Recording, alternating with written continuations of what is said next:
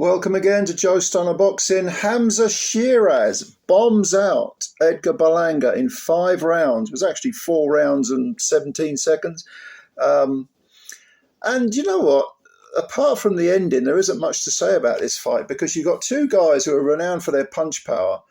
But it was a bit of cat and mouse for most of the certainly the first 3 rounds. Then towards the end of the 4th round, Sheeraz finally got the breakthrough. There was a left hook, right hook, left hook. All 3 landed bang on Berlanga's both sides of his jaw. He went down by the ropes. It was a heavy knockdown. He clawed his way up. Nothing wrong with Berlanga's heart, that's for sure. Did he get up too quickly? Maybe a little bit. Might be a moot point though, because as soon as the fight resumed, Sheeraz was all over him again. He sort of sized him up on the ropes within a second or two, and then bang, bang, bang. And this time Berlanga rolled onto the floor underneath the adjacent rope, and he banged his gloves together as if to say, what am I doing here? Why am I doing it? But his legs were betraying him. He got up he was just about allowed to continue by the ref, who gave him as many chances, perhaps more chances than he deserved. And then the bell went. And at the start of the 5th round, you knew the writing was on the wall, not just because of the knockdowns, but because of the way that Berlanga stood in the middle of the ring with his legs like bolt rigid. And you thought, he hasn't recovered, his legs aren't going to prop him up. And Sheeraz went straight after him, sized him up again, rangefinder jab, bang, bang. It was a left hook, got through, and then a right hand, and Berlanga goes down sort of almost on all 4s. And the referee jumps in, waves it off straight away. Rightly so. I mean, Berlanga, that was the 3rd knockdown in 2 rounds, but it's probably more like 90 seconds, and he couldn't recover during that minute's rest, and he was going to get hurt. So a terrific performance by Sheeraz, and this was his debut at 168. It's actually a final eliminator for the WBC 168-pound belt, which is of course currently held by Canelo Alvarez. Berlanga had gone the distance with Alvarez a couple of fights ago, so of course this looks good for Sheeraz because he stopped Berlanga, put him on the floor 3 times, but kept him there, which Canelo also floored Berlanga but couldn't keep him there.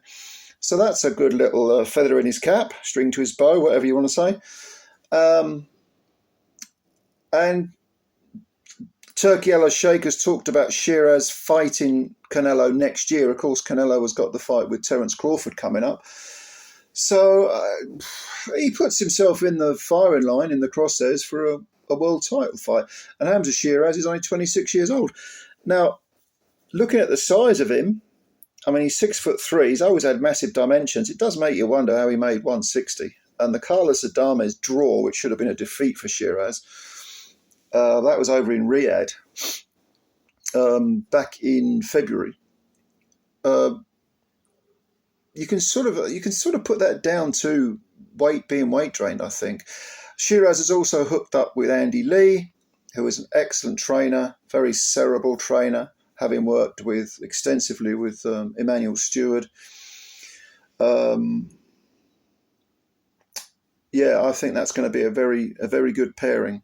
And afterwards, Sheeraz paid tribute to Andy Lee, and Andy Lee said, look, we haven't even scratched the surface with this kid yet. He's going places. And at 26, I mean, he hasn't even got you would think he hasn't got his man strength.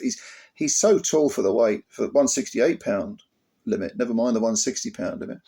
And when he fills out, I mean, he'll certainly go to light heavy eventually. He's got the dimensions really for cruiserweight, but that remains to be seen, of course. Let's not jump the gun. At the moment, it's all about the super-middleweight division. And once a bit of dust settles after the Canelo-Crawford fight and we know what's what, then we'll know where Sheeraz fits into the mix. But make no mistake about it, he's he's a player in the 168-pound division. You could argue that Berlanga was made for, his style was made for Sheeraz. I thought that. I think I predicted a 10th round stoppage for Sheeraz. So he got it done in half the time, I thought. But and at 28, Berlanga's not finished. He can come again. But this was a bad defeat. It was a bad defeat. But, you know, Berlanga, he had those, 16 or 17 first-round knockouts in a row at the start of his career. But you don't learn anything from knocking over, you know, what they used to call tomato cans, maybe. You know, you don't really learn anything. And it just looked pretty obvious that Sheeraz, although Berlanga has got skills, don't get me wrong, but Sheeraz looked sharper. He looked like a better schooled fighter than Berlanga. Berlanga, a power merchant, 18 KOs in 23 wins. Fair enough, but we all knew, we in Britain anyway, knew that Sheeraz had some whack too as well. I mean, that's now his 18th KO in 22 wins with just the draw, no defeats. Yeah, it was a good fight. Yeah, I mean, it was a slow burner. You kind of felt that there was a big chess match going on, but once you got to the fourth round, I mean, before the knockdowns, you were thinking at some point a fight's going to break out here, because they both look like they look for a knockout. Berlanga certainly does. Sheeraz likes to box a bit more than Berlanga because he's got those long dimensions, but at the same time he said, I'm always looking for a KO. So what did you think? Where do you think Sheeraz fits into the 168-pound division? Because he's got rid of Berlanga, but do you think that, you might think, well, Berlanga's style was made for him. Maybe that, you know, it's flattering to deceive. I think this is that extra £8 makes all the difference for Sheeraz. While he can make 168 well, he's going to be a threat because of the sheer dimensions and the skills and the power. He's got big power too. As for Berlanga, back to the drawing board. But if you've got any opinions, let me know them. And thank you very much for watching this video. And if you like this video, click that like button thing. And also subscribe to the channel if you're new. I'd appreciate that. Thank you very much, ladies and gentlemen. And I'll speak to you soon. Bye for now.